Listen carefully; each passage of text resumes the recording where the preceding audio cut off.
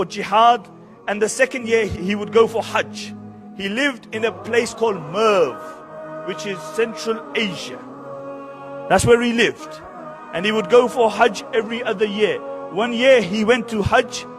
After Hajj, completing the Hajj, he's sleeping and he sees a dream that two angels descend.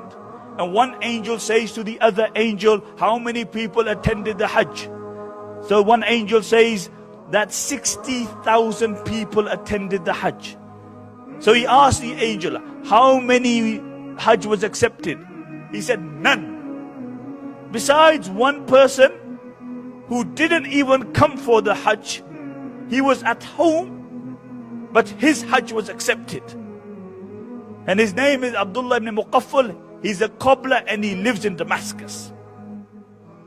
Abdullah ibn Mubarak rahmatullah alayhi stands up.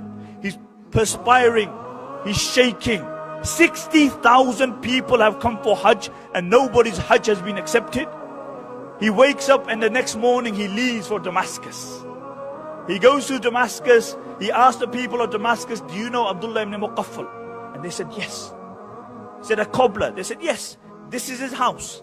He goes, he knocks on the door. Abdullah opens the door. He asks him name. He asks him his profession. And then he tells him about the dream. He said, tell me the truth. I saw this dream that you didn't even come for Hajj, but your Hajj is accepted. So Abdullah ibn Muqaffal said, you know, I am a cobbler, poor person. For the last 20 years, I've been wanting to go for Hajj. And I have been saving money every year for the last 20 years. And this year, I had enough money to go for Hajj. And my wife became pregnant.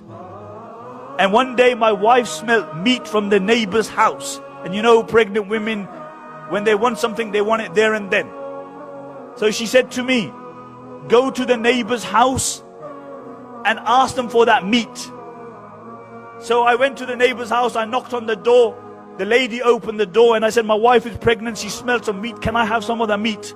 And the lady said to me, that meat is halal for us but haram for you. Halal for us but haram for you. So I said, how can it be halal for you and haram for us? And she said, for many days my children have had nothing to eat. And today I was walking on the street and I saw a dead donkey. And I cut the meat from the donkey. And I came and I cooked it for my children. And what you are smelling is that meat. So it's halal for us, but haram for you. Abdullah ibn Muqaffal says, I went home. I gathered all the money that I had saved for the last 20 years. And I gave it to this lady. And I said, this is my Hajj. This is my Hajj.